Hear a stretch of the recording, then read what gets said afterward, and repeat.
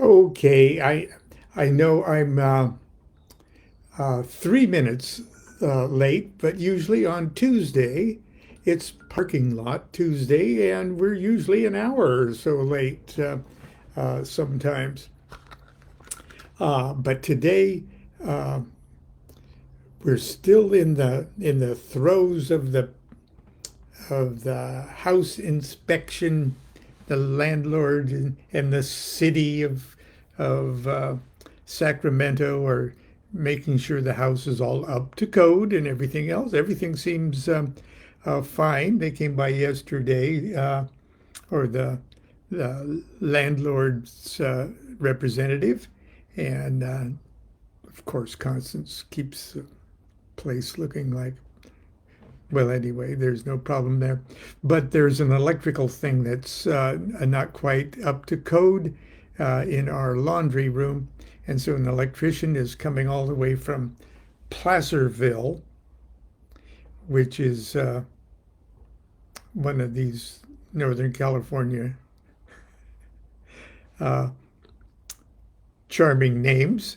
But anyway, he'll be here in about a half hour. So we're having to stick around the house this morning. So I'm doing our little visit here from the house pretty much right on time. Uh, as many of you know, I've just completed uh, a book on tarot, and I'm very proud of it. Very very exhausted, uh, and in a sense, the essence of the book is currently the focus of our Monday night magic class. It's sort of like the practical aspects of the new book on tarot. Um, Tarot sort of as a self-experiential, uh, installing the tarot both within you and without you, kind of thing. So there's lots of it's not just theory. It's a hands-on thing where you create your own tarot deck, and I'll tell you more about it closer to springtime when it is coming out from Wiser. And I'm not going to spoil anything here for you today. There's so much of it that there's just no time for a spoiler alert. But it's something just generally I'd like to discuss with you and give you something to think about. I've got my guitar with me today because there's musical notes involved. Uh, when I was truly a fledgling mystic, uh, around 1971, 1972, uh, I was active in the local lodge of the Rosicrucian Order Amorc. It was Abdiel Lodge in Long Beach. And I was a ritual officer. I mean, they saw me coming. I was under 70 years old, so they saw me coming. So I soon rose up in the ranks. Uh, but one of my earliest officers' job was that of chanter. Okay, now chanter sits in the south of a Amorc temple, and right next to the chanter, on the other side of the southern podium, there is the uh, chaplain, and that's sort of you go up the chairs like in masonry. But I enjoyed the chanter's position because here's what this officer did. Uh, at convocation, that's what they call the ceremonial meetings of convocation, and they had it every Sunday. You get together and you open the temple, and it's a beautiful temple opening ceremony that even includes the the sensing, the incense sensing of the temple by the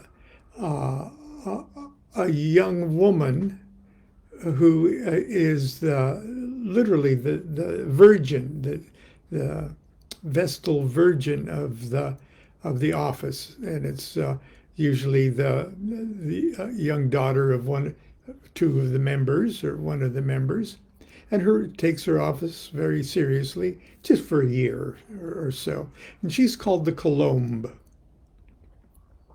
and she just looks absolutely angelic, and she opens the temple by sensing it with this wonderful rose incense and circumambulates the temple and everything else. And there's candles that are lit and things like that on the triangular altar, and in the center called the Shekinah. It's really cool. Okay, please don't ever accuse me of denigrating the awesomeness of the Amorc experience. It's where I learned to love strutting around in the dark. But after that opening ceremony, and there's beautiful music, usually sort of campy organ music reminiscent of 1930s mystery movies. But then the chanter, then there's a meditation period. Okay, this is the best part. There's a meditation period, and it's preceded by the chanting of vowel sounds. And the chanter, which I was chanter for a year, stands up and leads the congregation in chanting vowel sounds. And there's ra and ma and tha and different vowel sounds that you're usually ending up with an ah sound, which is easiest to do. And they're done on a specific note, and I would blow the pitch pipe. And if it was thaw, then it would be, I forget what they had it, but Kabbalistically, the note for thaw is A. So I'd blow A, and everybody would sort of go, or okay, and then all together we'd take a deep breath and go, thaw.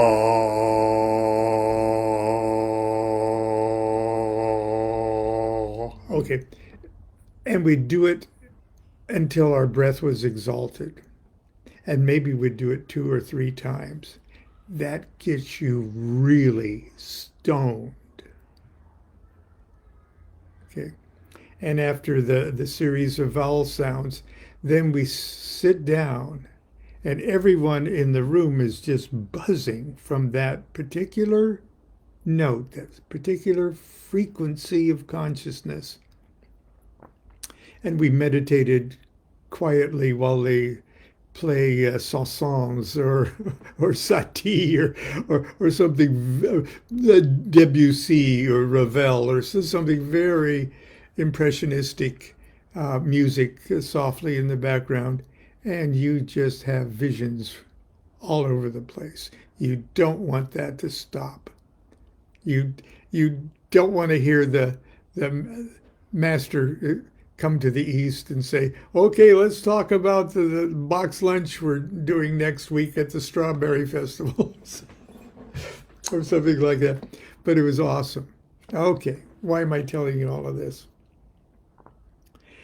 Is because that technique and those vowel sounds, once I started to study not only the tarot, but the Hermetic Kabbalistic aspects and awesome realities of these different pitches assigned to the different Hebrew letters, which find their place on the cube of space. That literally, these are vibrations that create creation, that bring existence into existence. We can't escape them. We're moving in and out of them, and as long as we're moving in this level of consciousness where we have at least the illusion of spatial reality, it is reality. And the more that we're in tune with that, theoretically, the more we move in harmony with existence itself, which is not a bad thing. So, very often I bring up this beat up old cube of space that I made from a diagram that's in the Son of Chicken Kabbalah. And I talk about this funny looking little diagram here. Well, let's do it this way. Okay, because this is what's in the very center of that cube, and this is what has actually created that cube. But the thing that starts it is Tav, the Hebrew letter Tav, which is the second big zero of the tarot. That's Tav. That's a Tav there. That's the black dot in the center. Okay. Now there's two zeros in the tarot trumps. There's the zero of the Fool that starts everything. It's the zero that starts everything. I was talking about this yesterday. And this is the zero that comes even before the start. This is an entire manifested universe, completely fulfilled itself and going back into negativity in preparation for a brand new cycle. So that's, we could look at it as the zero that begins the whole show and the zero that ends the whole show. But even for this zero to happen, this zero has to be. And that is that black dot in the center of the cube. And the very first thing to happen is from that black dot bursts a ray going infinitely up and infinitely down. And that infinite ray, that first infinite ray that creates above and below, is the Fool. And then there, bursting from this center, is another ray that comes horizontally forward and backwards. That's blue there, okay? That's the Hebrew mother letter Mem. And that creates the front wall and the back wall. And then bursts left and right, making east and west, or making north and south, is Sheen, or the universe card. Okay, going that way. So,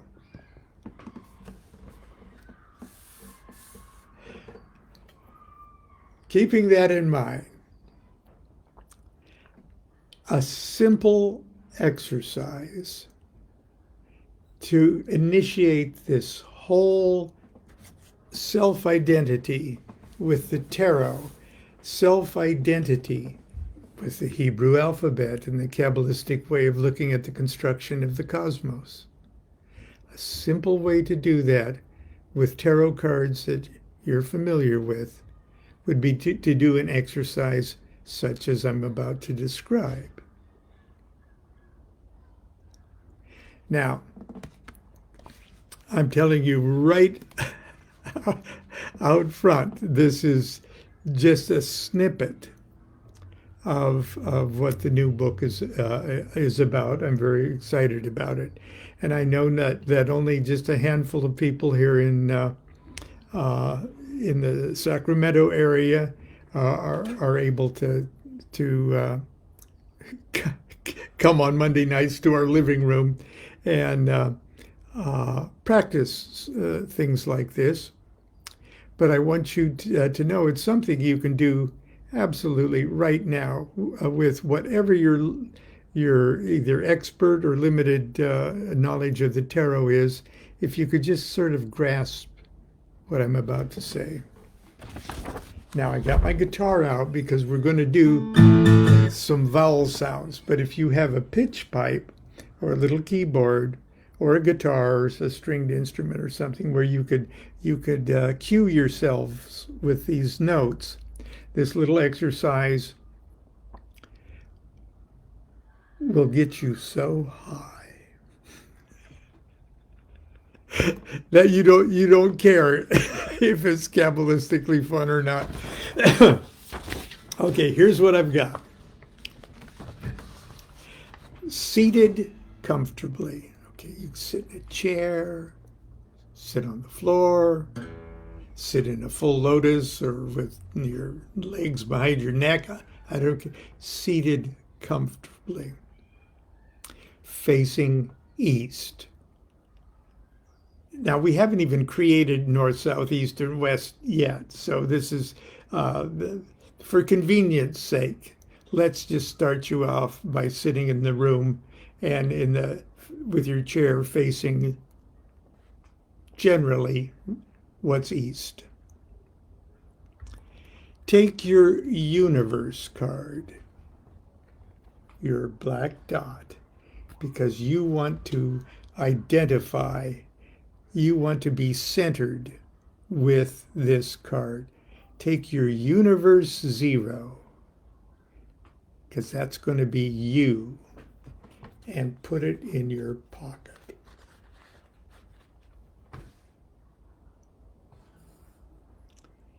Close your eyes just for a second and picture yourself. That's not only in your pocket, that's you now. You're the center. You're the point. Okay? If you don't have a pocket, tape it to your chest or put it in your lap. The important part is you're identifying with it. Take 3 great cleansing breaths. And this is just for health reasons. You don't want a bunch of toxins in your lungs to begin with all of this. So take 3 forcible breaths to clear your lungs. Then you blow your pitch pipe or pluck your guitar to the letter or the note A. Because A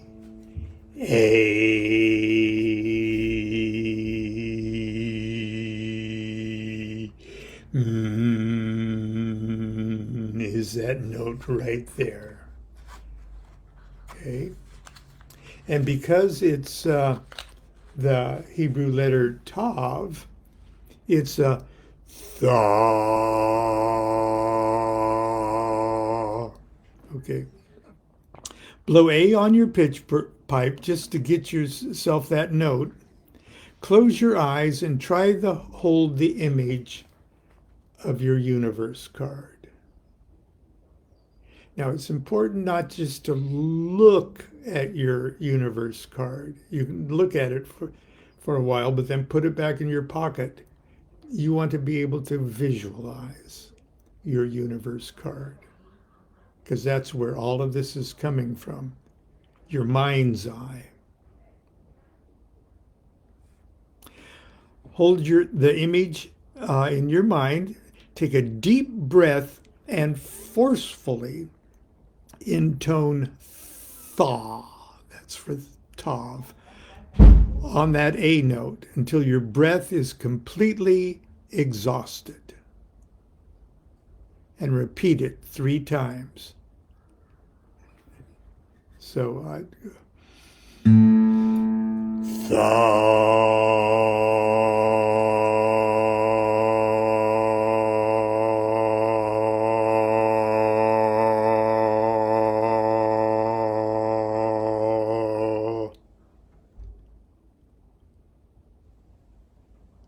do it 3 times. Now,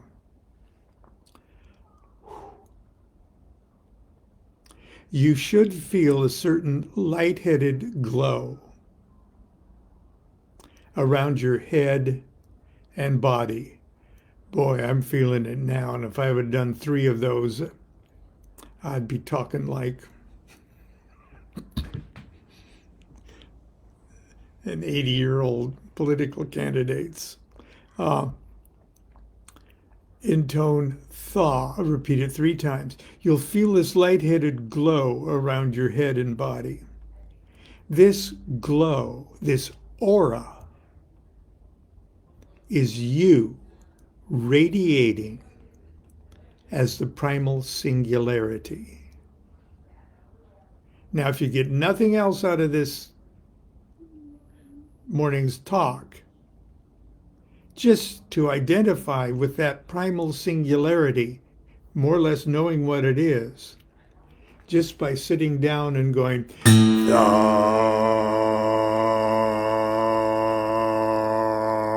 until your head pops, you're really ahead of the game here. Okay. But if you want to go on to start creating dimensions with your tarot cards, you take this in the second step. Open your eyes and blow an E, because that's going to be that's the note of the Fool that's going to burst out of you. The E. Okay? But it's an Aleph, so the vowel sound is an Ah. Okay? So open your eyes and blow an E on your pitch pipe. And visualize the Fool card extending vertically through your body and piercing through the ceiling and floor. Hold the image in your mind, take a deep breath, and forcefully intone Ah on E. Ah.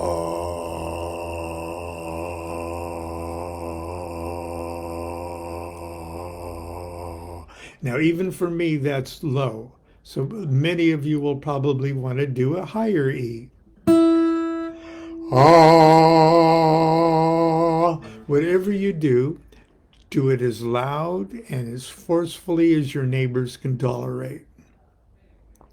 And do it 3 times while visualizing the Fool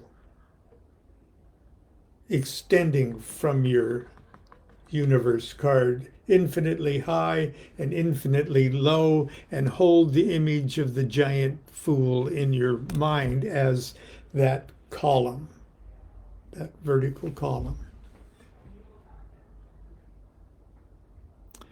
You should feel a certain lightheaded glow around your body. Believe me, you will, around your head and body. This aura, this glow, is you as the Fool. So use that lightheaded glow as an energy to give life not only to your Fool card, but to the Fool of yourself. You give it energy with that glow. You transfer, you beam, you share that glow with your new visual image of the Fool. Can you sort of see where that's going? Open your eyes, blow a G sharp.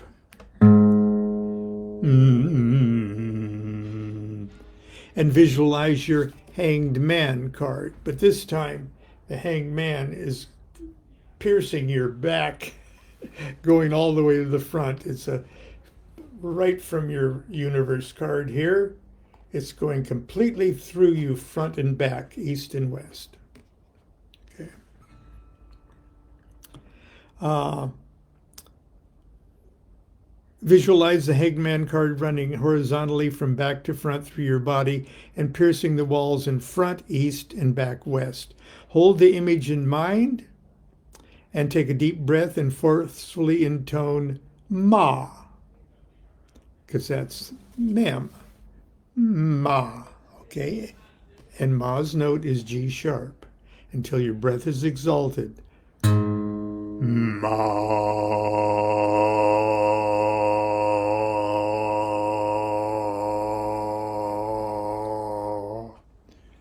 Okay, you get the picture. Now I'm choosing to do the notes as low as I can. It helps me push the air out further. We're not going for a beautiful note. This is not a singing note. And if you've ever listened to Tibetan chants, they go, okay, there's that really low thing. There is a virtue in that. There's a vibratory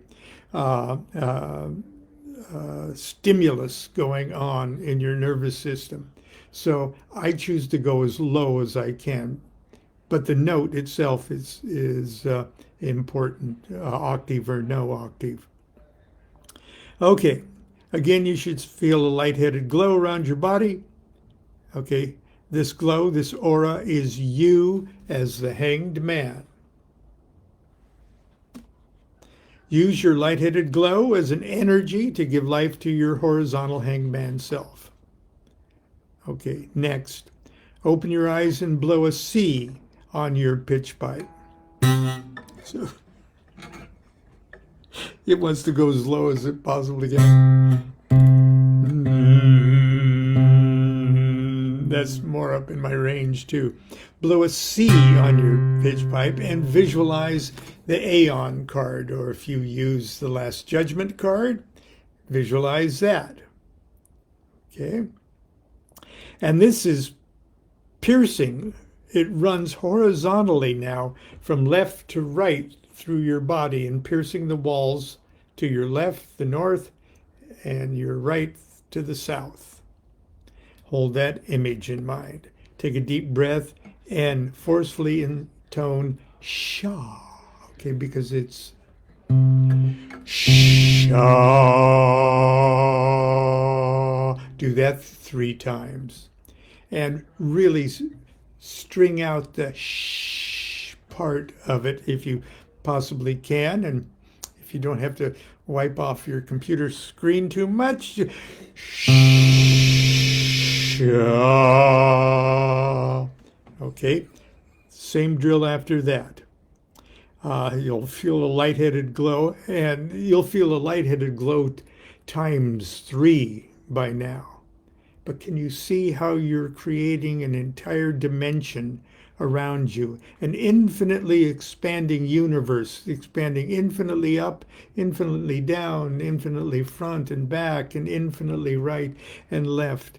And you've done it all while holding this image of you as the black dot, with the Fool going this way and the Hangman going this way and the Universe card going this way.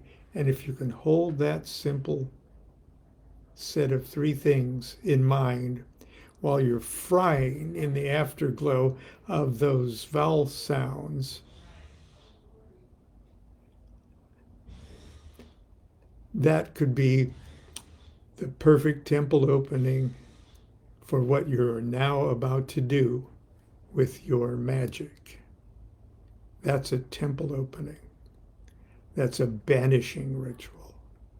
It's an elemental, primitive elemental banishing ritual that creates a cosmos for you to start working on. I also suggest that you take, you set up a little mantra that could go Tha,